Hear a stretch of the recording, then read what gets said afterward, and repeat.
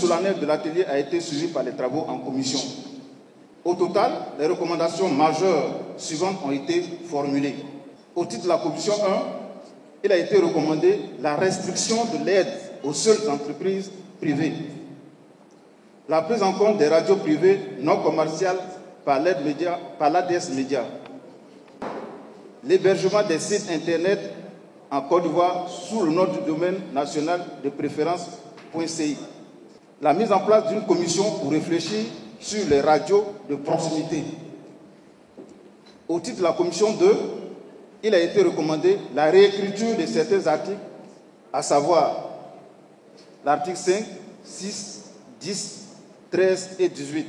Au titre de la commission 3, il a été recommandé le maintien de l'appui strictement aux médias privés, le respect effectif de la convention collective par les entreprises bénéficiaires de l'appui aux médias, l'arbitrage du ministre de la Communication et des médias sur la dénomination de l'organe de gestion de l'aide publique aux médias. Il faut dire que c'est une solution intermédiaire parce que ce que vous devez savoir, c'est que l'aide aux médias n'est pas une création, une invention de la Côte d'Ivoire. Dans presque tous les pays au monde, l'aide de l'État est apportée aux médias. Ça fait partie des devoirs régaliens d'un État, d'un appui institutionnel que l'État apporte aux entreprises du secteur des médias parce que nous jouons un rôle très important dans la société. Déjà en 2007, quand la loi a été prise pour mettre en place le Fonds de soutien et de développement de la presse, les radios privées non commerciales n'ont pas été prises en charge. Encore là, cette année, nous avons dit que non, nous sommes des médias, nous sommes des radios privées non commerciales. L'État de Côte d'Ivoire a décidé de financer les médias dans leur entièreté. Les radios font partie des médias, il faut financer les radios. Alors, je voudrais, au nom de l'ensemble des patrons de presse en ligne de Côte d'Ivoire, dire merci au ministre de la Communication et dire merci au conseil de gestion du fonds d'aide à la presse qui nous a autorisé à prendre part à cet atelier de réflexion sur le financement des médias en Côte d'Ivoire. En ce qui concerne la Côte d'Ivoire, le nom du domaine finit par .ci. Or, il se trouve que plusieurs entreprises de presse en ligne de Côte d'Ivoire, comme je le disais tantôt, ont des noms du domaine qui ne sont pas forcément des .ci. Il y a des .net, des .org, des .info.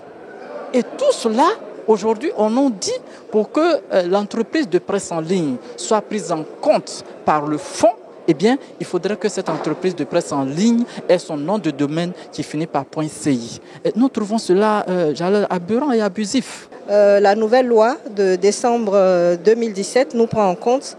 Alors nous sommes très heureux parce que nous avons bataillé dur pour obtenir cette aide-là. Et nous sommes là pour obtenir ce que nous demandons parce qu'on veut faire encore mieux, on veut créer une industrie en Côte d'Ivoire. Entendu, c'est une aide à la production. Donc ça va nous aider à produire et en plus ça aide les entreprises à être mieux structurées.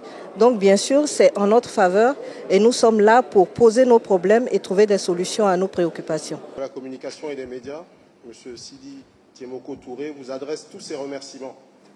Par ma voix, il voudrait saluer l'ensemble des acteurs du secteur pour l'appui précieux que vous avez apporté aux réflexions sur l'aide publique aux médias.